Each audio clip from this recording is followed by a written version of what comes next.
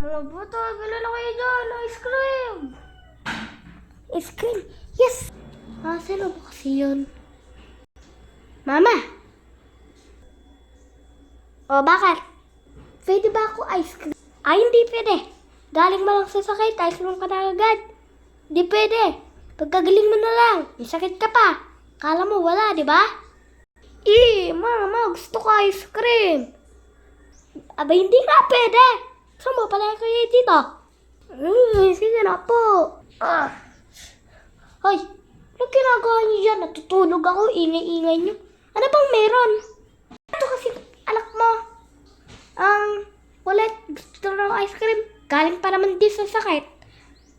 Baba, sige na po. Payagin niyo na po ako. Nayan lang ako ng sakit eh. Anak, bawal kasi. Kasi mga sakit, bawal sa kanila mga matitamis. O, tignan mo. Sabi ng tatay mo, wag. Kaya huwag ka kumain na mga matatamis. Lalo na machichira-chichira yan na yan. Kira, natulog ka na doon. Okay po. Huwag kang magkukunyaring tulog ha. Babantayin kita. Hindi ako makakatulog. Pag nakatulog ako eh. Sa takas ka na naman. Okay po. O yan naman pala eh.